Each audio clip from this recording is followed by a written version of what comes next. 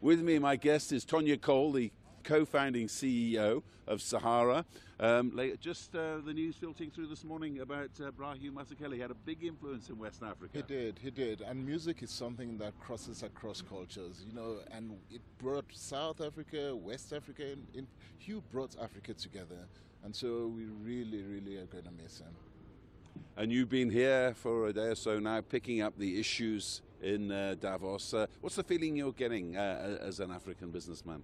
That this world is really fractured and we have to bring it together. We have to make sure that it comes together. So one of the things that we're seeing with Africa, you mentioned the Zimbabwean new Prime Minister here, Angolan President is here, Nigeria's Vice President is here. Africa has a part to play.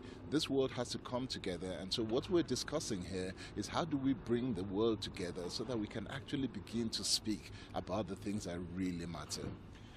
One issue that has been ventured is that maybe Africa, because of the lack of growth on the continent right now, hasn't got a higher profile as perhaps it's enjoyed in previous years. What's your take on that? So yes, in one way, there was the whole Africa Rising story, and then everything went down. But what we're seeing again is that, especially with Trump on the America First thing, a lot of people have begun to look inwards to begin to develop. How do we move forward? What are we going to do? Do we go exclusive out or inclusive in? And one of the things that we're seeing is that there has to be a balance. Africa is playing a better role now because of all the new presidents coming in. They're younger presidents. They're looking at things totally different. Liberia has just brought in someone who no one expected was going to be a president. So Africa will begin to play a role. The world has to look at Africa as the last place to make a difference, and they will do that. As you mentioned Donald Trump there, he's due in here on Thursday and Friday. It's amazing, we're talking about a fractured world here, and here he is going to try and sell his America First policy. I think maybe perhaps it's a bad time. But what do you think, how do you think he's being viewed in Africa, especially bearing in mind his recent unkind comments, shall we say, about the continent? I think those comments have hit us very, very hard. A lot of people have taken it personal.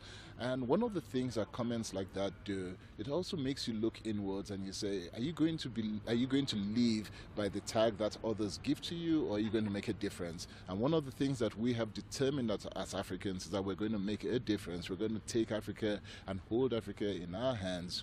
Africa belongs to us. We're the only ones that can make that difference, and we'll show the world who we really are, and we're definitely not what Trump called us. One last quick question, Tonye. You've been around the block in business in the world and in Africa. How do you think it's looking for investment this time around in Davos? That's a good question.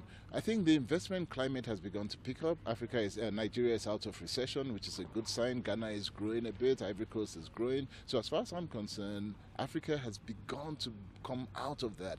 Oil prices and commodity prices are creeping up again, and they shouldn't creep up too far. We're getting into a comfortable zone that investment has started coming back again. I think the politics and the democracies that are changing in Africa is bringing investments in. Kigali, Rwanda is showing that you can bring investments in. So I think Africa is a good place to invest. It's open.